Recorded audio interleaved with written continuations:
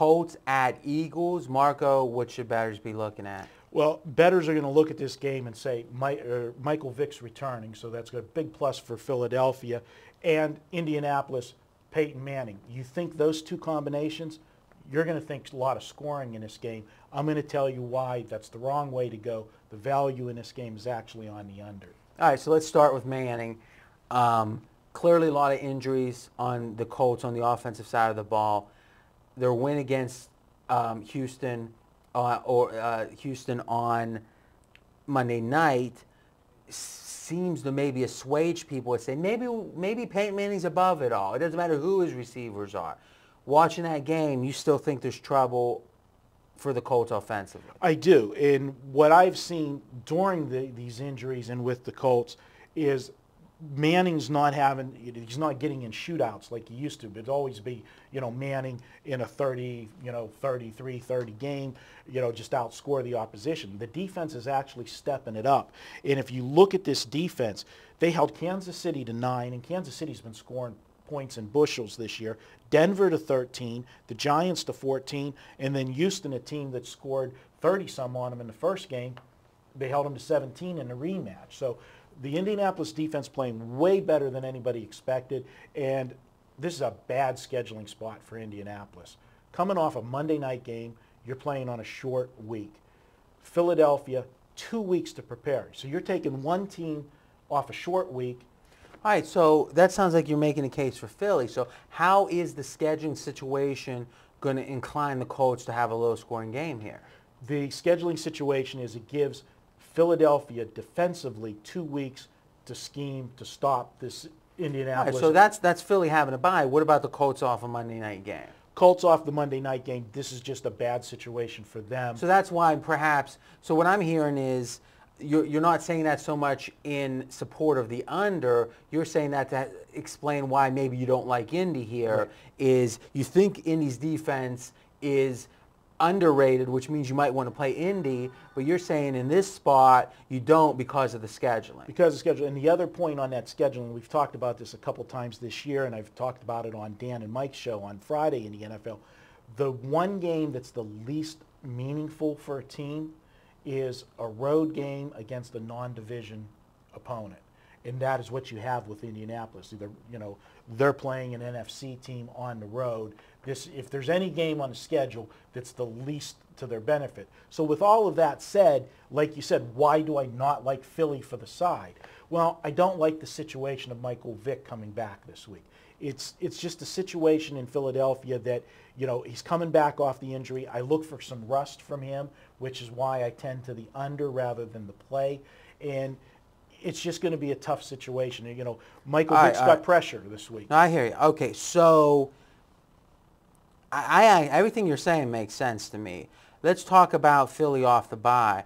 This is something Colin Cowherd talks about a lot as a way to back up Andy Reid as a great coach. I'm not sure how much I agree with that. He's 11-0 off a bye, undefeated straight up, 9-2 ATS. So Coach Reid knows how to use the bye to his advantage. I agree with you 100%. I'm not sure how much better Vick is than Cobb, as you say Kolb, but I call him Cobb. But the fact of the matter is that whatever advantage he has, coming back with the rust that he has, especially a guy that's only started a handful of games in the last 5 years or 4 years or whatever, that has to be a disadvantage. Mm-hmm. So I agree with you there 100%. All right, so really for the total, I see everything you're saying. Do you have anything else on the total side? I don't. I see this. All right, give us the projection. I see this as a 23-17 type game.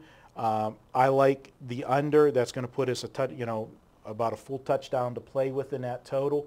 Take the under. I think that's the smart play. I want to talk about Peyton Manning for a second. This is for those who are thinking about the side. If you would have taken the Colts the last 11 times they played a winning team, so usually with trends saying a winning team is a good team, though that's not always the case. A team can be 1-0 and whatever, but in general it's a good team.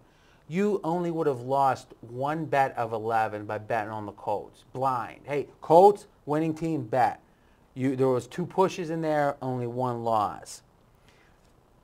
to me, at some point, when do we start saying Peyton Manning is in another level? Because we know he doesn't lose in primetime games. He doesn't seem to, or he plays very well in primetime, backed up again on Monday night. He plays very well against winning teams.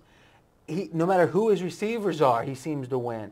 I usually like to fade marquee guys. In general, it's fade the people they're talking about on ESPN. I'm not sure if Manning doesn't transcend that, and this is a situation where remember, this is a Colts team where the Steelers, that are supposedly one of the best teams, franchises in the last decade or 2 decades, they won the Super Bowl twice in 5 years and didn't make the playoffs the next year twice. Right. And this is a team that literally, what was it, 9 straight years winning 20 or 12 games or something? I mean, it's like they have had a level of consistency, and Manning has had a level of consistency I'm not sure the Joe Montanas or anyone's ever matched. And I got to almost say that the Colts are almost an unbettable team, because I don't want to play on a guy with such a premium on him, but I don't want to bet against him. I can't argue with you. And the one thing when I watch Peyton Manning, as opposed to some of the other marquee quarterbacks in the league, like Tom Brady, it's like the it factor. He just has it. You like his flowing hair. I don't like his flowing hair, but people say he can carry a team. You're jealous, though. Well, I just want hair, period. If I could just have hair, period. How much would you pay right now in cash to snap your fingers and have Tom Brady's hair for the rest of your life? If I could snap my fingers right now, you'd pay $25,000. I might do a disappearing act with somebody on the set. But then it'd be back to your own video. Well, I think. Would you pay 25 dimes? I'm pretty. You know what we'll do? Next week, we'll tease it right now. We'll get in the Thursday video. We'll get a yes or no from Marco. Would you pay 25 dimes to have Tom Brady's hair? All right, go ahead. Wow. What I'm saying with Peyton Manning versus your marquee quarterbacks is Tom Brady finds a way, it seems like, to win. But when you look at Tom Brady, he doesn't have the work ethic that Peyton Manning has. He's not a film guy that's in the room. They say he's pretty good at that, but Manning's on a different level. Yeah, different level. When I look at Peyton Manning, to me it's like actually having another head coach on the field when he's out there. That's the difference I see with Peyton Manning. No, I agree. All right. Now it's your turn to continue the conversation in the comment section. And if you want to, you can bet yes or no or predict, will Marco, would he pay the 25 dimes for Tom Brady's hair? Next up, we're going to be talking my favorite team, because I make so much money betting against them, the Dallas Cowboys at the Green Bay Packers.